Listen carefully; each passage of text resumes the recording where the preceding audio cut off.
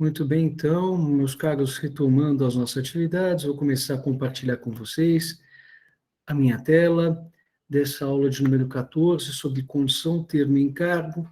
Hoje vamos falar a respeito do termo e do encargo, duas espécies de fatores de eficácia do negócio jurídico que acabam também influenciando na produção de efeitos na mesma toada da condição, como nós tivemos a oportunidade de observar no nosso encontro de ontem. Então, ontem nós falávamos, a propósito dos artigos 121 a 130 do Código Civil, ou seja, do fator de eficácia que subordina a produção dos efeitos da declaração de vontade à superveniência de um evento futuro incerto. E hoje eu vou estudar com vocês tão somente 7 artigos, num encontro bastante rápido, acredito eu que em poucos instantes vocês já estarão liberados. Mas, de toda forma, mesmo porque a matéria do termo e do encargo acaba sendo bastante mais singela, bastante mais tranquila do que a matéria atinente à condição. Eu costumo dizer que aquele que bem compreende condição não tem grande dificuldade de adaptar as suas informações, os seus conceitos à temática do termo e do encargo.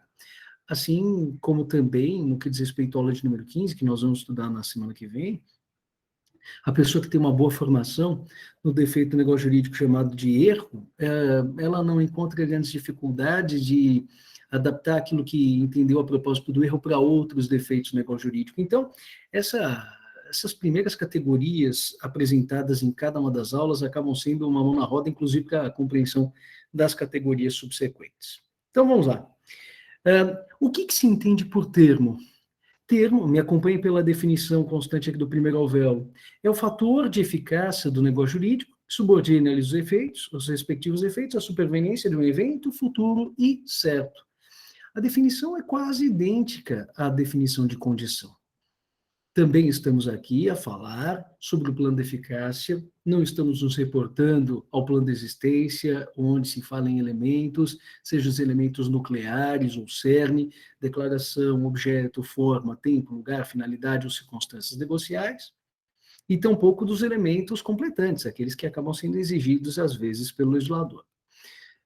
Também não estamos falando do plano da validade com seus pressupostos ou requisitos genéricos positivos, os do artigo 104 do Código Civil, agente capaz, objeto lícito, possível, determinado ou determinável, forma prescrita ou defesa em lei, e tampouco dos requisitos ou pressupostos genéricos negativos, os que não devem estar presentes e que nós vamos estudar na nossa aula de número 15, os defeitos do negócio jurídico, pelo menos em sua preponderância.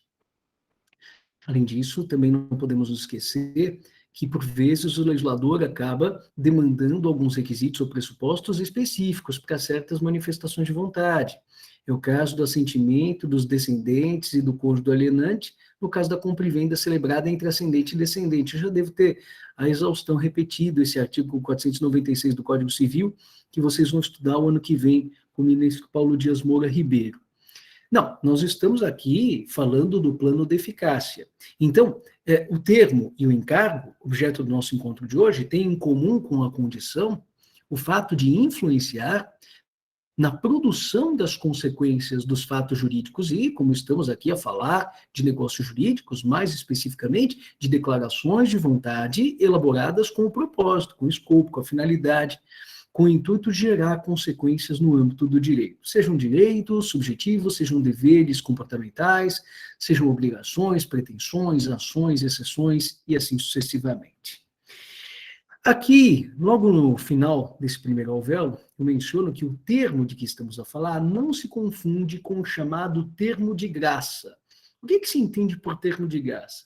Bom, em situações de crise, principalmente como essa, pela qual nós estamos passando nesses anos de 2020 e 2021, em virtude da pandemia, a crise econômica é notória e todos nós temos a firme convicção de que muitas pessoas que efetivamente deveriam nos pagar alguma coisa, muitas vezes não nos estão pagando, não por uma falta de diligência, por uma falta de boa vontade, mas porque efetivamente não encontram meios de saldar essas dívidas pontualmente. Às vezes, à custa de um grande esforço, conseguem saldar essas dívidas, mas sem a pontualidade que ordinariamente acaba sendo de se esperar por parte de todo e qualquer devedor. Ora, aqui nós não podemos nos esquecer do fato de que, havendo o estabelecimento de uma data de vencimento para uma determinada espécie de dever jurídico, nessa data de vencimento ele se torna uma obrigação, ele pode ser exigido por parte do credor, do sujeito ativo. Então, como consequência imediata dessa transformação do dever em obrigação, estaria atrelada à exigência não apenas dos juros moratórios, da correção monetária, na hipótese de inadimplemento, como também, eventualmente, de alguma sorte de multa. Então, se eu preciso pagar a tal prestação na data de vencimento 31 de agosto e efetuo o pagamento em 31 de setembro, em 30 de setembro, é natural que, efetivamente, algo seja exigido em compensação por aquele meu retardo. Não necessariamente a correção monetária, mas certamente juros de mora e, eventualmente, uma determinada multa. No entanto, por razões que, às vezes, só a prática acaba explicando, às vezes ao credor é mais interessante manter o devedor atrelado a si, manter boas relações com o seu próprio devedor, do que exigir de maneira draconiana, de maneira rigorosa, de maneira bastante formal, aquilo que derivaria da letra de um contrato. Então, está dito lá no contrato de locação, por exemplo, que o aluguel tem que ser pago todo dia 10. Mas hoje em dia está muito difícil da gente conseguir encontrar um locatário que pague pontualmente, ou que pelo menos conserve o imóvel locado, não crie muita dor de cabeça para o locador, de modo que aquela impontualidade que normalmente, em circunstâncias normais, acabaria gerando alguma inquietação na figura do locador, e em termos, em momentos mais, vamos dizer assim, um pouco mais complicados, um pouco mais críticos, como o atual, acabam gerando um desconforto menor do que o habitual. Então, o credor, o locador, quer receber aluguel, conta com o recebimento desse aluguel no dia 10, mas se o locatário paga esse aluguel no dia 11 ou no dia 12, é muito comum que, graciosamente, o locador receba aquele aluguel, mesmo que intempestivamente, sem a exigência de qualquer espécie de consectário, sem exigência de qualquer multa, sem exigência de qualquer espécie de juro. Todavia, vocês vão estudar isso com o professor Paulo Moura Ribeiro no ano que vem, que esse comportamento, quando se mostra habitual, acaba tendo influência, inclusive, numa espécie de reconfiguração dessa obrigação. Então, vamos imaginar que ficou estabelecido um contrato de locação, que o locatário tenha de pagar ao locador os aluguéis mensalmente no domicílio do locador. Só que por uma questão de gentileza, as partes vão se entendendo aos poucos na dinâmica, né, do próprio contrato, da execução do próprio contrato, o locador acaba se acostumando a comparecer ao domicílio do locatário, por acaso o imóvel locado, e o pagamento dos aluguéis acaba sendo feito lá. Isso não apenas em uma oportunidade, mas por iteradas vezes, 6, 7, 8 meses. Só que chega uma determinada hora em que o locador acaba priorizando outras das suas atribuições e acaba esperando o pagamento no local apontado pelo contrato, vale dizer, no seu domicílio, não no domicílio locatário. Mas a questão é saber, será que aquele comportamento imediatamente posterior à celebração do contrato, no contrato se estabelecia que os aluguéis deveriam ser pagos no domicílio do locador, mas o comportamento imediatamente posterior foi diferente? As partes acabaram, na prática, adotando como local de pagamento dos aluguéis o domicílio locatário. Essa espécie de dissociação entre o que estava previsto no programa contratual e aquilo que foi adotado pelas partes, como prática imediatamente subsequente, será que isso pode gerar alguma espécie de consequência? De acordo com o Código Civil de 1916, não haveria nenhuma consequência em linha de princípio, ou seja, o pagamento continuaria sendo de se fazer sempre no domicílio do locador. Todavia, vocês vão verificar que, de acordo com o artigo 422 do Código Civil, que encampa a chamada boa-fé objetiva, uma das principais derivações da boa-fé objetiva acaba sendo a surrécio e a suprécio. São duas expressões que vocês vão estudar no ano que vem. Mas, por força dessas espécies de emanações da boa-fé objetiva, haverá a possibilidade de que um novo local de pagamento acabe sendo constituído à custa de um comportamento posterior das partes em descompasso com o comportamento previsto no contrato. Então é muito curioso, porque as normas jurídicas acabam sendo criadas não apenas tão somente no momento em que as partes externam à vontade no negócio jurídico, mas inclusive no momento em que acabam adimplindo as suas obrigações de tempos em tempos. E às vezes essas normas não são absolutamente, não estão em sintonia perfeita. E haverá uma preponderância, por força dessa cláusula de boa-fé objetiva, haverá uma preponderância desse comportamento posterior sobre a literalidade do contrato. Bom, e o que isso tem a ver? Isso tem a ver com o fato de que esse tal termo de graça, ou seja, o credor se contenta em receber o principal pago pelo devedor, mesmo que de maneira impontual, sem exigir nenhuma espécie de multa, sem exigir nenhuma espécie de juros, sem nenhuma espécie de consequência apenador, isso não significará uma espécie de inovação da obrigação. Vamos dizer assim, não corresponderá a uma reconfiguração da data de adimplemento daqueles aluguéis. Se estava estabelecido no contrato que o pagamento deveria ser feito no dia 10, e em um determinado mês o pagamento do aluguel se fez no dia 12, muito embora o credor não tenha cobrado juros, não tenha cobrado multa, não tenha cobrado nada do inquilino, isto não quer dizer que a data de vencimento dos aluguéis dali para frente passou a ser dia 12. Ou seja, inviabiliza-se normalmente, né, os efeitos dessa boa-fé objetiva, dessa supresso, dessa surresso. Mas isso vocês vão estudar com o professor de Lei das Obrigações no ano que vem. O que importa é que o termo de graça mencionado aqui na terceira linha desse primeiro alvéolo corresponde a essa espécie de graciosidade, essa espécie de tolerância por parte do credor quanto à impontualidade do devedor no momento de efetuar o pagamento de uma determinada obrigação. É uma matéria importante, mas isso não tem nada a ver com o termo de que estamos a falar.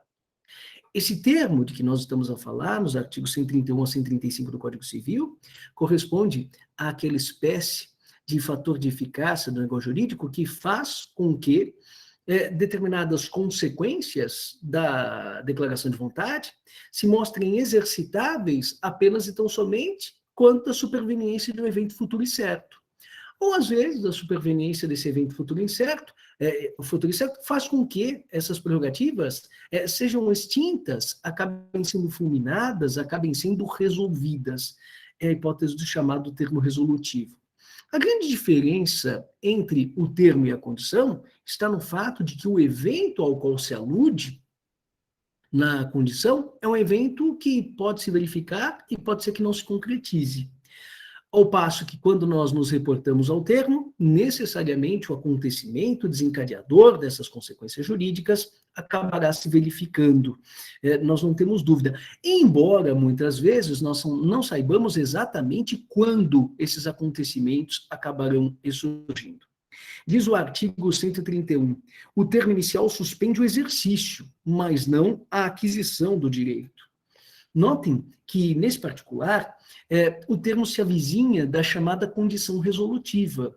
Vocês se recordam? No nosso último encontro, eu havia dito a vocês que na condição suspensiva, enquanto não se verifica o evento futuro incerto, nenhuma espécie de consequência acaba surgindo da declaração de vontade.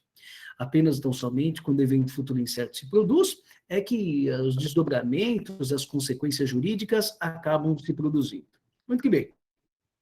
No que diz respeito ao chamado termo, nós vamos verificar que se opera a mesma coisa que se observava quanto à condição resolutiva, que é aquela condição em que os efeitos acabam se produzindo imediatamente, são efeitos, à primeira vista, provisórios, são efeitos que podem vir a ser fulminados ou não, em virtude da superveniência do evento futuro incerto. Então, eu dizia a vocês na última aula, se o professor Elcio Madeira me diz, Estevão, me doa a sua biblioteca, eu digo, Elcio, te dou a minha biblioteca imediatamente.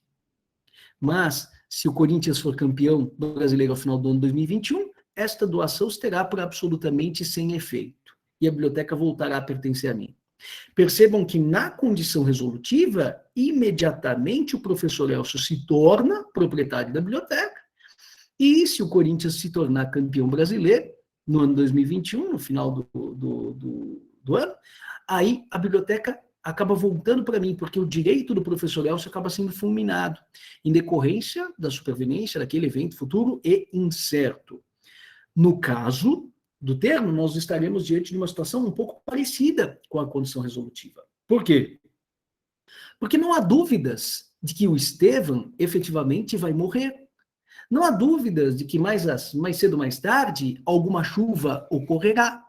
Não há dúvidas de que o condomínio que eu recebi hoje, a contribuição, o boleto do condomínio que eu recebi hoje em minha caixa postal, vai vencer no próximo dia 10.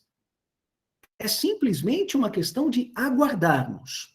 Mas nessas situações todas, o caráter certo do evento, que às vezes é certo não apenas quanto à sua ocorrência, mas também quanto ao momento em que se dará, no caso do vencimento da prestação, da minha contribuição condominial. Às vezes ele é certo quanto à ocorrência, mas não é certo quanto ao momento em que se dará, no caso da minha morte, no caso, por exemplo, da próxima chuva, não se sabe exatamente quando se dará, mas é inevitável que chova, é inevitável que eu morra, é inevitável que a contribuição condominial vença, em todas essas circunstâncias. Diante da necessidade da ocorrência desse evento futuro, e certo, nós teremos então uma necessária aquisição de direito por parte do beneficiário. É que, em alguns casos, esse direito já adquirido pode ser exercido. Em outros casos, esse direito já adquirido já foi incorporado ao patrimônio de alguém, mas ainda não pode ser exercitado. Falta-lhe a chamada exigibilidade.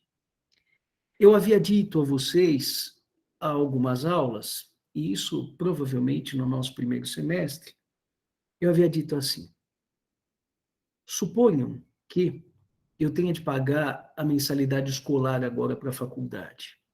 Eu recebo o boleto e lá está dito: Estevão, você tem que pagar a mensalidade no dia 10, até o dia 10. Antes do dia 10, eu já sou devedor da faculdade de Direito? Vocês vão dizer: não, professor, você só será devedor na data do vencimento. A minha resposta em sentido negativo. Eu já sou devedor da faculdade de Direito, mesmo antes da data do vencimento. Mesmo antes, professor? Mesmo antes. É que até a data do vencimento, eu não posso ser pressionado pelo credor a efetuar o pagamento. Ou seja, já existe um débito do Estevão e um crédito da instituição, Faculdade de Direito de São Bernardo do Campo. As posições são direito subjetivo da faculdade e dever jurídico ou dever comportamental de minha parte. No momento em que se opera o vencimento dessa prestação, vamos supor, no próximo dia 10 de setembro, esse direito subjetivo da Faculdade de Direito de São Bernardo do Campo passa a contar com uma espécie de elemento que o torna factível, exercitável. Imaginem, eu preciso pegar o mouse e não tenho dedos, terei muita dificuldade, mas no momento em que os meus dedos aqui se abrem na minha mão, aí eu consigo pegar o mouse com muita facilidade. Da mesma forma, o direito subjetivo da Faculdade de Direito de São Bernardo do Campo, até a data do vencimento, ele não pode ser exercitado contra mim.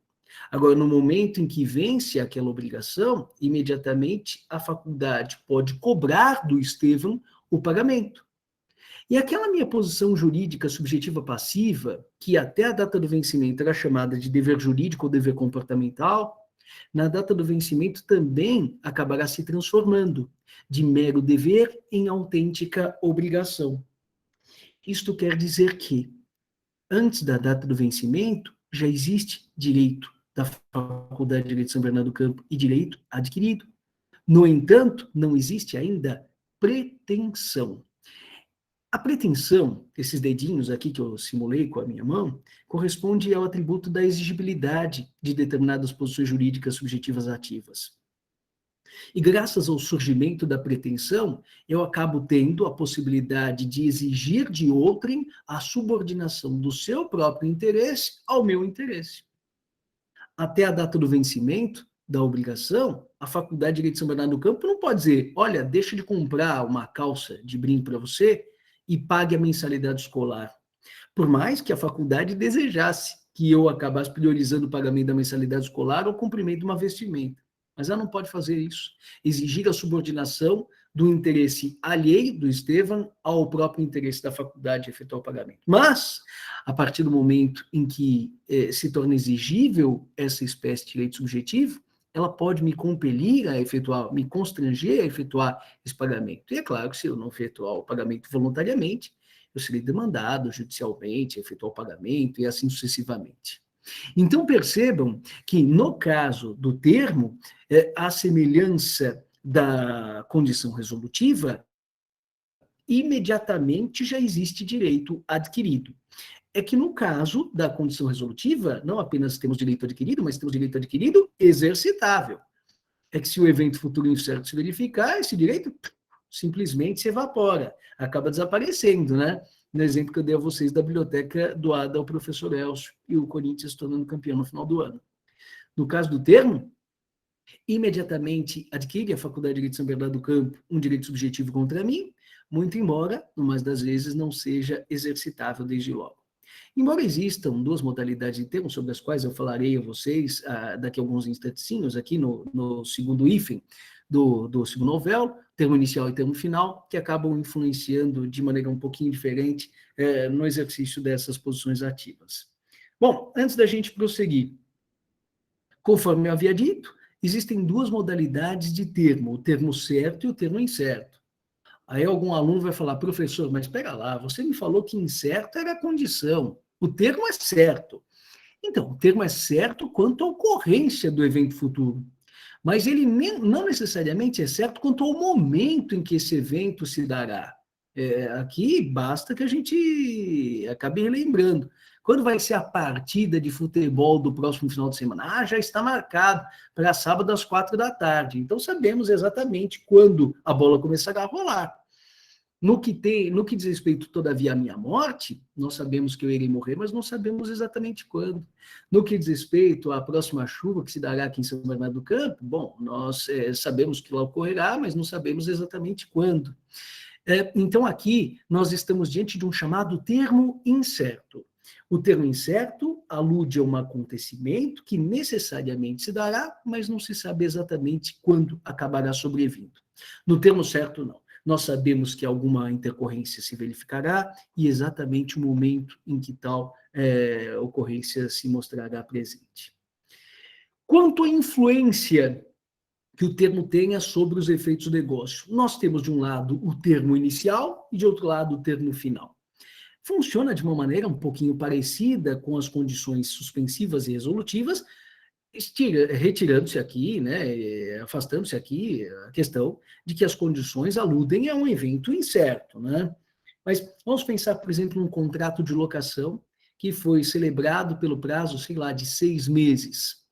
Foi firmado o contrato hoje, dia 31 de agosto de 2021, e ele começará a vigorar no próximo dia 1º de setembro. Então, antes do dia 1º de setembro, não pode o inquilino ingressar no imóvel. E aí esse contrato perdurará para 1º de setembro, 1º de outubro, 1º de novembro, 1º de dezembro, 1º de janeiro, 1º de fevereiro, 1º de março. Aí, no dia 2 de março, o imóvel precisa ser desocupado. Percebam que nessas circunstâncias, nós estamos falando de um momento inicial, após o qual as prerrogativas contratuais poderão ser exercitadas, 1º de setembro de 2021, seria o termo inicial, e dia 2 de março, 1º de março, tecnicamente, de 2022, será o último dia de vigência daquele determinado contrato, e imediatamente após, o imóvel terá de ser desocupado. Então, esse termo que extingue os direitos do locatário, e a partir desse momento, as prerrogativas do locatário já não podem mais ser exercitadas, acaba sendo chamado de termo final. Este termo que desencadeia a exigibilidade, o exercício das posições jurídicas subjetivas ativas, acaba sendo chamado de termo inicial. Quanto à importância do termo para o adimplemento das obrigações, nós temos de um lado o termo essencial e de outro o termo não essencial. Na maioria das vezes, o termo é não essencial. O que significa isso? Que em caso de impontualidade por parte do devedor, nós estaremos diante de uma chamada espécie de inadimplemento relativo. Nós estaremos diante de uma mora. É assim, está previsto o pagamento dos aluguéis no dia 10 de cada mês. Mas daí o locador não recebe do locatário o pagamento do aluguel devido no dia 10. Mas no dia 11 aparece o locatário lá falando, eu quero pagar. Vocês acham que o locador vai se recusar a receber? Talvez em alguns casos ele possa dizer, olha, quero a multa, ou quero juros. Em alguns casos ele vai dizer, não, ainda assim o pagamento do principal já me é suficiente. Mas o pagamento, mesmo que intempestivo, mesmo que fora do prazo, ainda é satisfatório, ainda atende aos interesses do credor. Então, aí nós falamos em simples termo não essencial. Todavia, em algumas circunstâncias, não é muito frequente que isso se verifique, mas em algumas circunstâncias, o momento de cumprimento de uma determinada obrigação é visceral, para que se considere o contrato como adimplido. Imaginem, por exemplo, um fotógrafo de casamento que compareça um dia após a realização da cerimônia. Ele está disposto a fotografar. Bom, mas agora já não existe mais uma cerimônia a ser fotografada. Imaginem, por exemplo, que eu contrate o serviço fúnebre para enterrar um parente. E a funerária acaba se dispondo a prestar o serviço uma semana depois. Ah, está aqui. Mas aí já não há mais a oportunidade do cumprimento daquela obrigação. Nesses casos, nós falamos em termo essencial, ou seja, é indispensável para a caracterização do adimplemento obrigacional a observância pontual da obrigação, cumprimento pontual dos deveres por parte dos sujeitos passivos. Se esse cumprimento dessas obrigações não é tempestivo, não é pontual, a consequência acabará sendo a caracterização do inadimplemento absoluto da obrigação, não do simples inadimplemento relativo. É assim, no inadimplemento, nós temos o descumprimento de uma obrigação. Quando esse inadimplemento é absoluto, o leite foi inteiramente derramado e não há nada que se possa fazer. No inadimplemento relativo, existe sim a possibilidade de cumprimento moroso da prestação por parte do devedor, de modo que não é o melhor dos mundos para o credor, mas ainda assim, imaginem, por exemplo, que eu esteja faminto depois da minha aula e peço uma comida pelo aplicativo. Aí lá se diz que a comida vai ser entregue em 30 minutos. Eles entregam 2 horas e meia depois. Ah, eu vou rejeitar? Talvez eu esteja com meu orgulho ferido, mas ainda assim vou receber aquela comida e vou degluti-la, acho que com mais entusiasmo até. Mas o fato é, mesmo que intempestivo, eu estou absolutamente inconformado com essa intempestividade, mas ainda assim me é útil o cumprimento da obrigação. No termo essencial, essa impontualidade acaba sendo trágica, acaba evidenciando a impossibilidade de satisfação da obrigação por parte do sujeito passivo. Muito bem. Ainda no que diz respeito ao termo, nós devemos falar em prazo. Prazo é o intervalo compreendido entre o termo inicial e o termo final de uma determinada espécie de obrigação. E a respeito dessa contagem dos prazos, existe uma regra constante do artigo 132 do Código Civil que assim dispõe. Salvo disposição legal ou convencional em contrário, computam-se os prazos excluído o dia do começo e incluído o do vencimento. Diferentemente daquela lei complementar 95 de 98, que foi analisada por mim na aula de número 4, não sei se vocês se recordam, da entrada em vigor das normas jurídicas, que nós contamos, né, o dia da publicação, e a norma entra em vigor no último, um dia após o último dia, né, do prazo de vacatio legis. Aqui em direito civil as coisas funcionam um pouquinho diferente. A técnica de contagem é diferente, mas no final das contas, mais das vezes, vai coincidir no resultado. Então, se entre mim e vocês fica estabelecido que eu devo cumprir uma determinada obrigação, devo entregar um texto no intervalo, no prazo de 5 dias, e acabamos assinando esse acordo hoje, o primeiro dia a ser contado a propósito desse prazo é amanhã. Então, contaríamos primeiro a quarta, depois a quinta, depois a sexta, depois o sábado e depois o domingo. E eu deveria entregar, em linha de princípio, no último dia do prazo, no domingo. Ocorre que domingo é dia não útil, né? E aqui está dito no parágrafo 1º, se o dia do vencimento cair em feriado, considerar-se-á prorrogado o prazo até o seguinte dia útil. Então, tivesse vencido a obrigação numa segunda-feira, teria de cumprir na segunda-feira mesmo. Se nós tivéssemos assinado esse bendito desse acordo amanhã, na quarta, aí nós contaríamos quinta, sexta, sábado, domingo, segunda. no último dia deveria ser cumprida a obrigação. Nós começamos a contar um dia depois, mas incluímos a prestação tem que ser cumprida no dia do vencimento, não um dia após. Agora, se cai em dia feriado, aí prorroga-se a data do vencimento, ou seja, o adimplemento não será moroso, será tempestivo, será pontual, desde que seja feito no primeiro dia útil imediato. Havendo feriado, lógico que se prorroga para o dia imediatamente seguinte. Diz o parágrafo 2º, meado considera-se em qualquer mês o seu 15º dia. Aqui nós temos uma espécie de explicação. Os parágrafos às vezes decepcionam e às vezes esclarecem o sentido das regras constantes do caput. Aqui nós estamos diante de um parágrafo que esclarece. Para que o prazo de meado sempre foi muito utilizado no meio agrícola, e havia grande dificuldade de se estabelecer meado com relação ao mês de fevereiro, que acaba sendo o mês mais curto, né? Será o 14º ou 15º dia. Então, para que se evite qualquer espécie de confusão, salvo disposição contratual em sentido contrário, entende-se, subentende-se que estamos a falar do 15º dia corrido, naturalmente. Parágrafo 3º, os prazos de meses e anos expiram no dia de igual número do de início, ou no imediato, se faltar exata correspondência. Bom, então, se temos um prazo de 2 meses para que uma obrigação seja satisfeita, celebrado o contrato hoje, o acordo hoje, começamos a contar amanhã, 1º de setembro, 1º de outubro, 1º de novembro. A obrigação terá que ter sido cumprida no dia 1º de novembro. Isso não tem grande dificuldade. A dificuldade existe com relação àqueles prazos que acabam se iniciando, por exemplo, no dia 31. Exatamente porque alguns meses têm 31 dias, outros não têm, né? Então, se não houver dia 31 no mês em que deveria ser cumprida a tal da obrigação, prorroga-se o cumprimento da data de vencimento para o primeiro dia subsequente, útil, naturalmente, tá?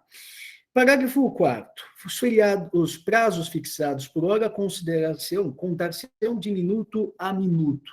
Então, em alguns casos, nós temos prazos que acabam sendo contados em períodos exíguos. Então, para cumprimento de uma determinada obrigação contratual, se estabelece 30 dias. Agora, para compra de um alimento, para compra de um medicamento, os sujeitos dizem, olha, vamos te entregar em 2 horas. Então, contamos de minuto a minuto, para que efetivamente se caracterize eventualmente a impontualidade. Caracterizada a impontualidade por parte do devedor, as consequências atinentes ao inadimplemento acabam se desencadeando. O artigo 133 tem uma disposição bem interessante, mas que se aplica ao direito das sucessões e também ao direito das obrigações. Aqui a gente não pode confundir uma coisa com outra. Nos testamentos, presume-se o prazo em favor do herdeiro. Isso, direito das sucessões. E nos contratos, em proveito do devedor. Bom, como é que se explica isso? No que diz respeito a um contrato, é bem mais fácil de se compreender o funcionamento da regra. Quando eu estabeleço que um determinado sujeito me deve R$100 que eu emprestei a ele, e ele tem o prazo de 30 dias para efetuar o pagamento, e em linha de princípio, ele tem 30 dias para que eu não o importune. Mas se ele quiser efetuar o pagamento antes, em linha de princípio, não tem problema. Esse prazo existe para gerar comodidade para o devedor. No âmbito do direito das sucessões, uma coisa que talvez não lhes tenha sido apresentada ainda, pelo professor Elcio, em direito romano, mas no direito das sucessões, nós vemos que, havendo um testamento, eu poderia encontrar herdeiros e poderia encontrar legatários. Qual a diferença entre o herdeiro e o legatário? O herdeiro recebe quinhão, recebe cota. Então, o falecido Estevão deixou 20% do seu acervo para Caio, 20% para Tício, 10% para Públio, deixou um quinto, deixou porções do seu patrimônio para os herdeiros. O legatário, ele recebe um bem determinado. Pode ser uma coisa individual, pode ser uma coisa singular, uma coisa universal. Então, eu deixo para ele um automóvel, deixo uma aplicação financeira, posso deixar uma biblioteca, e assim sucessivamente. Só que no momento em que essas vocações sucessórias acabam sendo satisfeitas, curiosamente, os legatários recebem primeiro. E quem efetua o pagamento dos legados? Naturalmente que não o testador, porque já faleceu, né? Então, o pagamento dos legados é feito pelos herdeiros aos legatários.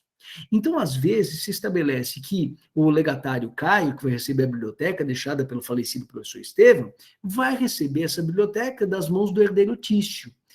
Se estabelece lá que ele tem 30 dias para efetuar o pagamento e temos dúvidas se trata de dias úteis ou de dias corridos. Em linha de princípio, dias corridos, né?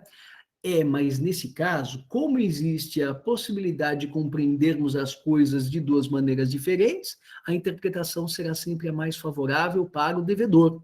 E quem é o devedor no caso? Quem é que entrega a biblioteca para o legatário, Caio? O herdeiro tício. Então, nessas circunstâncias, interpretam-se os prazos, havendo dúvida quanto à forma com a qual serão contados, sempre da maneira mais favorável para o devedor, no plano de direito das obrigações, e para o herdeiro, no âmbito do direito às sucessões, o responsável por pagar os legados. Ocorre que o artigo 133 diz: nos testamentos, presume-se o prazo em favor do herdeiro e nos contratos em proveito do devedor, salvo quanto a esses, então só para os contratos, se do teor do instrumento das circunstâncias resultar que se estabelecer benefício do credor ou de ambos os contratantes. Como assim, professor? Bom, é muito frequente que determinadas pessoas celebrem contratos para aquisição de um imóvel por meio de um financiamento imobiliário, financiamento bancário. Aí a pessoa celebra, para ter tranquilidade de efetuar o pagamento, um financiamento para pagar em 30 anos. Só que daí ela fica juntando dinheiro que nem um desesperado durante 2, 3, 4, 5, 6, 10 anos e pretende pagar aquele financiamento antes do prazo. Puxa, mas por que eu vou tentar pagar antes do prazo? Esse desespero pagar dívidas? Bom, algumas pessoas têm realmente desespero por pagar dívidas, é o meu caso. Mas, além disso, não é simplesmente para não ter dores de cabeça, mas é que o pagamento antecipado muitas vezes pode ser vantajoso, porque ele acarreta uma amortização. Quanto antes eu efetuo o pagamento, menores serão os juros que, no final das contas, eu acabo saldando, né? Então, se estava programado o financiamento para ser quitado em 30 anos e eu consigo quitá-lo em 10, com relação aos 10 primeiros anos, eu paguei o principal, paguei também as taxas incidentes e os juros da operação. Mas com relação à parcela que me foi financiada para pagar nos 20 anos restantes, eu restituo o principal, mas dos juros eu consigo, por vezes, me demitir. Consigo me livrar desses juros. Agora, a grande questão é que, às vezes, no instrumento contratual, não se permite essa espécie de pagamento antecipado, porque o prazo acaba sendo estabelecido em benefício do credor. Então, normalmente, o prazo é um mecanismo para gerar tranquilidade para o devedor, para ele não ser importunado pelo credor antes do vencimento. Mas, se ele quiser pagar antes da hora, não existe problema, salvo ser da literalidade do contrato, ou das circunstâncias, ou às vezes mesmo da lei, se estabelecer que o prazo foi estabelecido em benefício do credor. Aí o devedor não pode pagar antecipadamente, porque já conta o credor com a perspectiva não apenas da restituição do principal, mas também do recebimento dos juros envolvidos nessa operação. E o artigo 134 estabelece: os negócios jurídicos entre vivos, sem prazo, são execuíveis desde logo, salvo se a execução tiver de ser feita em lugar diverso ou depender de tempo. Então, se eu acabo sendo contratado para ministrar uma aula, bom, imediatamente é o que se presume, não? Se eu vou ao barbeiro para cortar meu cabelo, obviamente que o sujeito vai cortar o cabelo naquela hora. No entanto, em determinados casos, para a satisfação do interesse do credor, se faz necessário um intervalo para que o devedor se desincumba da sua prestação. É o que se verifica, por exemplo, para a elaboração de uma obra, se eu acabo sendo contratado para providenciar a defesa de um cliente. Eu não consigo providenciar essa defesa de uma hora para outra, haveria necessidade de estudar documentos, de analisar determinados elementos de fato, de preparar a tese jurídica, de redigir a manifestação. Então, aí eu acabo demandando alguns dias para que eu possa tomar essa providência. Estamos diante de uma espécie de obrigação para cujo cumprimento será necessário algum tempo, será necessário algum esforço. Também, se estivermos diante de uma obrigação que precisa ser cumprida em local diverso, por mais que o devedor esteja apto a satisfazê-la de imediato, haverá o tempo de deslocamento, né, para que se possa considerar como exigível determinada obrigação. Então, por exemplo, se eu acabo sendo contratado para ministrar uma atividade presencialmente na cidade de Santos, eu moro em São Bernardo do Campo. Por maior que seja a minha disponibilidade, minha boa vontade, não consigo estar lá em Santos exatamente agora. Então, não poderá ser exigido de mim o cumprimento imediato da obrigação. Então, quando o lugar de cumprimento da obrigação for diverso, ou quando estivermos falando de imóveis que precisam ser encomendados, confeccionados, aí necessariamente não se pode exigir de imediato a satisfação das obrigações contratuais. E o artigo 135 diz, de maneira bastante elíptica, né?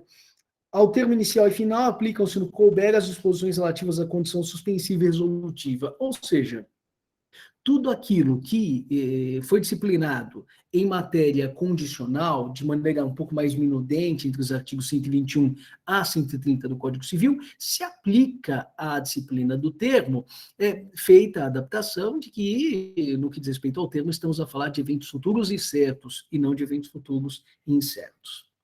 Para encerrar a nossa aula, eu gostaria de falar a respeito do encargo, disciplinado nos artigos 136 e 137. Está dito no 136. O encargo não suspende a aquisição nem o exercício de direito, salvo quando expressamente imposto no negócio jurídico pelo disponente como condição suspensiva. O que é que se entende por encargo? Bom, está dito aqui no primeiro alvéolo que o encargo é um fator de eficácia do negócio jurídico que reduz o alcance de uma liberalidade. O que é uma liberalidade? É um ato gracioso, é um ato gratuito praticado por um sujeito que sofre um desfalque no seu patrimônio com o propósito de gerar um incremento no patrimônio alheio.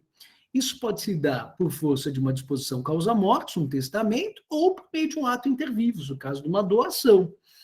Então, o sujeito pratica uma doação ou deixa alguma coisa para alguém para depois da sua morte, mas acaba reduzindo o alcance dessa liberalidade no momento em que predica ao donatário, ou herdeiro, ao legatário, a observância de algum comportamento. Então, eu deixo para a Faculdade de Direito de São Bernardo do Campo um determinado imóvel para depois da minha morte, mas acabo estabelecendo que esse imóvel deixado deverá ser utilizado para a construção de uma biblioteca.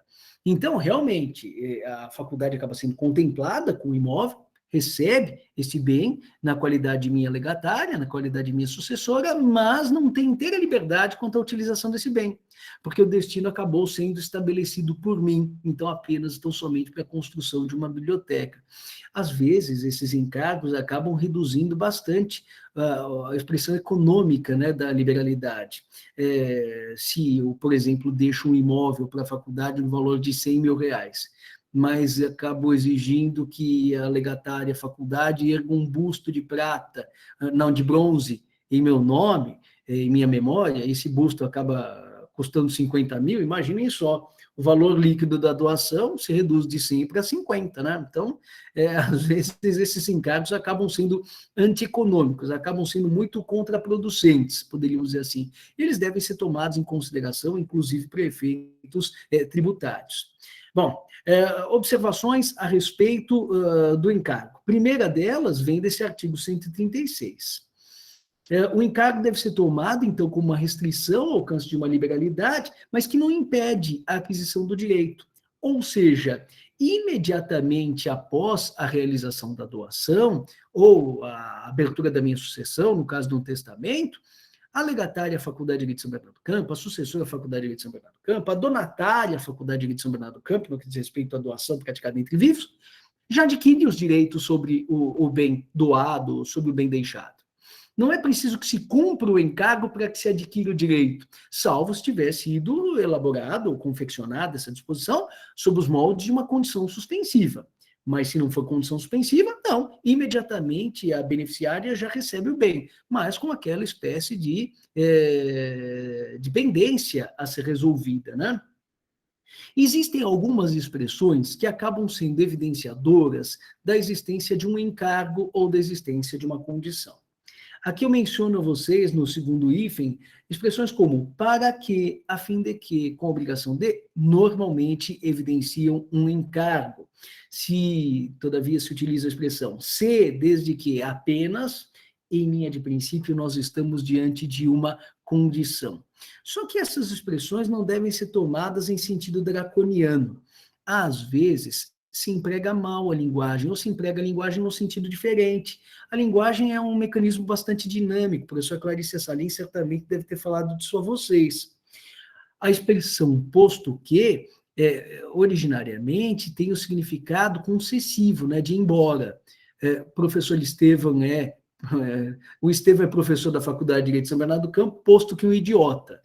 E a gente fala, precisa ser idiota para ser professor? Não, no sentido original da expressão posto que, é no sentido concessivo, com aquela acepção de embora, né? Então, Estevão é professor da Faculdade de Direito, embora, posto que, seja um idiota. Agora, depois do soneto de fidelidade do Vinícius de Moraes, a expressão posto que acabou assumindo contornos explicativos. Então, as pessoas que costumam dizer, olha, o Estevão Repousado não vem hoje, posto que está no Tribunal de Justiça despachar com o magistrado. O posto que acabou assumindo o sentido de visto que, já que, de maneira que essas mesmas espécies de expressões, que às vezes no dicionário acabam tendo sentido, no contexto acabam, por vezes, tendo sentido bastante diferente. Então, aqui eu acabo dando uma dica a vocês, para a gente saber se é encargo ou se é condição, mas o contexto acaba sendo muito mais elucidativo a esse propósito. É possível revogar a liberalidade, o ato de graciosidade? Claro que sim, por inexecução do encargo, por descumprimento do encargo. No que diz respeito aos atos jurídicos praticados entre vivos, as doações, essa prerrogativa é uma prerrogativa do doador, tão somente. Agora, se ele falece durante o curso da ação revocatória, os seus sucessores podem prosseguir na ação revocatória para que, no final das contas, o bem doado acabe retornando ao patrimônio do doador e seja acoplado ao espólio, né, e subdividido entre os sucessores. E no que diz respeito aos chamados encargos em benefício da coletividade, o próprio Ministério Público pode buscar a sua observância, o seu cumprimento, em última análise, a própria ação revocatória. Pensem, por exemplo, no caso do imóvel que eu deixo à Faculdade de Direito de São Bernardo do Campo, para que seja construída uma biblioteca. Os alunos acabariam sendo beneficiados, o município acabaria sendo beneficiado. Então, o próprio Ministério Público poderia tomar providências no sentido de compelir a direção a dar aquele destino estabelecido em testamento pelo falecido Estevão ao imóvel doado, ao imóvel legado, ao imóvel deixado em sucessão causa mortis. Se nós tivermos dúvida se estamos diante de uma condição ou de um encargo, interpreta sempre da maneira mais favorável para quem recebe, ou seja, como encargo, porque encargo não impede a aquisição do direito, já a condição suspensiva impede a aquisição do direito. Então, havendo dúvidas, sempre se interpreta como encargo. E o artigo 137 encerra nossa aula, né? Diz, considera-se não escrito o encargo ilícito e impossível, salvo se constituir motivo determinante da liberdade, caso em que se invalide o negócio jurídico.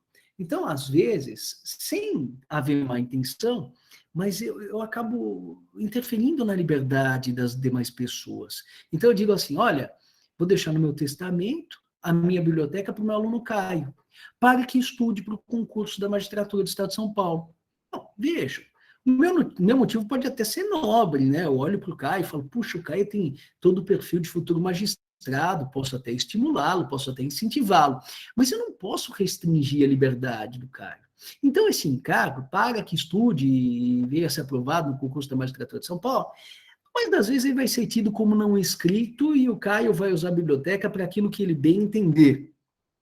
Agora, se eu digo, deixo a minha biblioteca para o meu estudante Caio, exclusivamente para que estude e venha ser aprovado no concurso da magistratura do Estado de São Paulo, bom, se foi erigido esse encargo à razão determinante do negócio, então, nessas circunstâncias, o Caio não está jungido a ter sua liberdade restringida, graças à minha vontade, mas, nesse caso, ele acaba não sendo contemplado com a liberalidade. Então, como um todo, caduca não apenas o encargo, como também o ato de disposição causa mortis, por meio do qual ele acabaria sendo favorecido.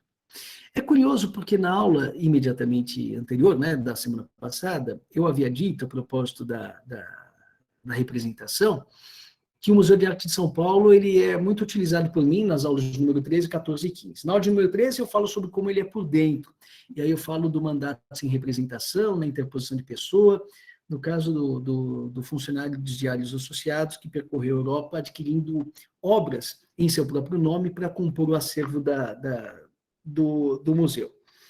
Ocorre que, na aula de número 14, eu também falo do Museu de Arte de São Paulo, mas sobre como ele é por fora. Como ele é por fora? Bom, até alguns anos ele era o maior vão livre do mundo, né? Aquele espaço que o pessoal utiliza para feirinha nos finais de semana, feirinha de antiguidade, é um espaço muito utilizado pela população, assim como a Marquise de Ibirapuera. Mas, curiosamente, quem observa de fora, né, caminhando pela Avenida Paulista, aquele edifício, pode ter a impressão de que ele tem aquela conformação graças à genialidade da arquiteta Lina Bobardi, esposa de Pietro Maria Bardi, uma das arquitetas mais brilhantes que o Brasil já teve, de origem italiana, claro, mas faz parte da arquitetura brasileira, Lina Bobardi. E, de fato, se trata de uma espécie de solução arquitetônica, uma solução estética única. No entanto, é muito curioso nós descobrirmos que essa espécie de conformação do Museu de Arte de São Paulo corresponde a uma solução arquitetônica, uma resposta arquitetônica para um problema jurídico. Na verdade, quando aquele imóvel foi doado à municipalidade, ele foi doado, mas com um encargo de que jamais fosse comprometida a vista que se tem da Avenida Paulista para aquela região de várzea, existente lá embaixo, região do Vale do Anhangabaú, se eu não me engano. E como se pretendia dar alguma espécie de uso àquele imóvel, duas alternativas havia: ou não se construía nada, se utilizava terra nua, ou então se fazia com que a edificação flutuasse. Então a gente percebe que aquele edifício é sustentado por 4 grandes pilares e que tornaram a construção mundialmente conhecida, que essa solução arquitetônica, ela corresponde a um mecanismo de utilização do espaço, mas com respeito com observância de um encargo que acabou sendo estabelecido no momento em que a doação foi praticada. Eu lembro muito bem que no ano de 1997, 98, quando eu servi na cidade de Campinas, durante um mês, em julho, eu via que tinha uma escola lá, a Escola Preparatória dos Cadetes do Exército. É a etapa preparatória em que os alunos acabam sendo preparados para fazer a Academia Militar das Agulhas Negras, lá em Resende, no Rio de Janeiro. E o quartel da SpaceX, da Escola Preparatória, corresponde ao quartel cor-de-rosa. Isso parecia bastante diferente, né, para os alunos. Muita gente ficava falando, puxa vida, mas que peculiar, não? Mas foi uma exigência da senhora que doou a fazenda, salvo engano, para o Ministério do Exército, não lembro a quem foi efetuada a doação, mas que jamais poderia ser alterada a conformação exterior daquela edificação. Então, do ponto de vista bastante inusitado, nós vemos aí uma outra espécie de encargo que acaba restringindo, em certa medida, a utilização de um determinado bem por um donatário. Bom, nós teremos a oportunidade de falar sobre a terceira grande espécie de contribuição do Museu de Arte de São Paulo para a compreensão do nosso direito civil, mas somente na aula de número 15, a partir da semana que vem. Com relação à nossa aula de hoje, era isso que eu gostaria de falar a vocês. Deixa eu dar uma olhadinha aqui no chat, aparentemente não tem nenhuma dúvida. Bom, se vocês tiverem qualquer dúvida, por gentileza, entrem em contato comigo, mandem a mensagem para estevam.pousada@direitosbc.br, com E no começo e no final, .pousada, que é meu sobrenome, @direitosbc.br. Na medida do possível, eu sempre tentarei responder as dúvidas de vocês com a máxima brevidade e fico à disposição de todos para todo necessário. Um grande abraço a todos vocês e até a próxima semana, pessoal. Tchau, tchau.